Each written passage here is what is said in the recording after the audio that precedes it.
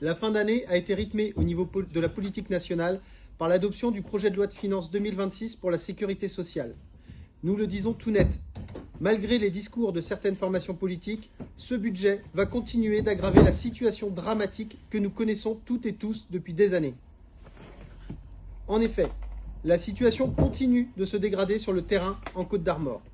Nous pouvons par exemple citer le déclenchement du plan blanc à cause de l'épidémie de la grippe saisonnière. Cela fait maintenant plusieurs années que c'est devenu la norme. Quand on déclenche un dispositif prévu pour parer à des circonstances exceptionnelles, pour gérer une situation sanitaire habituelle, c'est bien le signe que les moyens déployés ne sont plus à la hauteur des besoins. Le plan blanc, ça veut dire concrètement qu'on rappelle des agents sur leur congé ou leur repos, qu'on ouvre des lits en urgence alors qu'ils avaient été fermés par manque de moyens humains ou par souci d'économie quelque temps plus tôt. La situation du SAMU 22 est elle aussi alarmante. Les régulateurs du SAMU 22 qui se sont très justement mis en grève pour protester font face à une charge de travail insurmontable. Et cela à cause de plusieurs facteurs. La régulation des services des urgences, qui devient la norme dans le département et qui impose de passer par un appel au 15 avant de pouvoir s'y rendre. Nous en profitons pour dénoncer l'annonce qui a été faite de réguler le service des urgences de Dinan jusqu'au 31 décembre prochain. Mais aussi la régulation des maisons médicales de garde, où il faut aussi passer par le 15 avant de pouvoir accéder à une consultation. Enfin, la grève des médecins libéraux a également eu un impact fort sur l'activité du SAMU 22. Tout cela engendre un grand nombre d'appels vers le 15 pour des situations qui ne relèvent pas d'urgence vitale. Et celles-ci se trouvent donc noyées dans la masse. Il faut attendre 10 à 15 minutes avant qu'un régulateur ne puisse décrocher. Nous rappelons que ce sont des vies qui se jouent parfois en quelques minutes. Celles et ceux qui refusent de nous donner les moyens de soigner correctement la population ont du sang sur les mains. Nous sommes la 7e puissance économique mondiale. Il n'y a jamais eu autant de dividendes versés aux actionnaires. Nous posons la question, où l'argent doit-il aller prioritairement? Sur les comptes de ceux qui possèdent déjà tout, ou bien dans les services publics au service de l'intérêt général? Ceux qui n'ont pas voté contre le PLFSS ont choisi clairement la première option. Nous ne l'oublierons pas. La situation financière de nos établissements est aussi une source d'inquiétude et de colère. À part de rares exceptions, nous constatons partout des déficits. Au CH de Lannion-Trestel, par exemple, avec un déficit de 20 millions d'euros, les collègues vont avoir la joie d'étrenner un nouveau dispositif technocratique appelé plan d'efficience et de performance. Plus prosaïquement, il s'agit de diminuer les effectifs dans les EHPAD et les durées de séjour en échange d'un plan d'investissement dans l'immobilier. Cela veut dire que nos anciens seront encore plus mal accueillis et que des personnes qui pourraient avoir besoin de rester à l'hôpital seront renvoyées trop rapidement chez elles. À l'hôpital de Saint-Brieuc-Paimpol-Tréguier, le déficit est passé de 28 à 14 millions en seulement 1 an et demi. Mais la direction refuse tout recrutement pourtant nécessaire.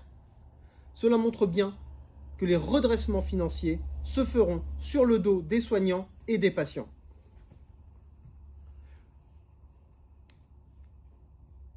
Au CH de Guingamp, le déficit est instrumentalisé pour justifier la fermeture d'un plateau technique de chirurgie, alors même que l'hôpital de Saint-Brieuc est saturé et que cela induit des surcoûts liés au transfert en ambulance.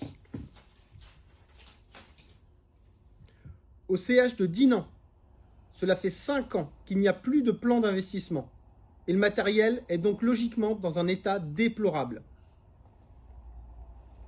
À la Fondation Bon Sauveur, la direction a annoncé un déficit compris entre 1,5 et 2 millions d'euros pour 2025. C'est du jamais vu. À la Fondation Saint-Jean-de-Dieu, nous sommes très inquiets pour la pédopsychiatrie. Actuellement, le service qui accueille les enfants et les adolescents en hospitalisation est fermé et pourrait fermer définitivement par manque de recrutement d'ici juin. Toujours concernant les enfants, le Centre départemental de l'enfance et de la famille, qui accueille les enfants de l'aide sociale à l'enfance, doit fonctionner avec une suroccupation permanente, avec un effectif de personnel constant. Cela entraîne une dégradation des conditions d'accueil et d'accompagnement des enfants et des conditions de travail des professionnels. Nous pourrions continuer comme cela longtemps à égrener les conséquences concrètes des choix politiques désastreux pour la population qui continuent d'être opérés par nos gouvernants. Par ailleurs, nous tenons à revenir sur les propos de Mme Bénard, vice-présidente de la FHF Bretagne, directrice du CH Saint-Brieuc-Paimpol-Tréguier, directrice du CH de Lannion, mais surtout directrice du groupement hospitalier de territoire d'Armor, qui annonce, sans état d'âme, dans la presse, qu'il faut continuer de fermer des établissements de santé, des services et des plateaux techniques dans le département. On ne peut plus continuer cette politique qui vise à tout centrer sur le seul site de Saint-Brieuc au détriment du reste du territoire. L'USD-CGT des Côtes-d'Armor dénonce avec force ces propos qui sont absolument indignes d'un agent du service public. Il est plus que temps qu'à la tête de nos établissements publics de santé soient nommées des directions qui défendent l'intérêt général. Madame Bénard est une représentante emblématique de la technocratie qui a été missionnée pour mettre en œuvre la casse du service public de santé.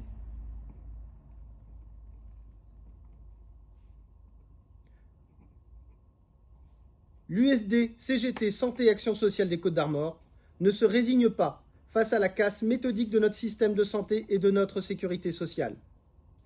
Nous appelons tous les élus locaux progressistes qui disent défendre la santé sur le territoire à prendre leurs responsabilités et à saisir leur parti politique au niveau national pour que cette situation cesse enfin.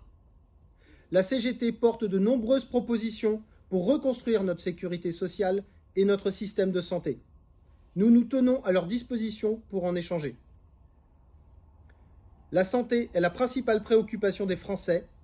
À raison, il est temps que le sujet soit traité à la hauteur des enjeux et des besoins.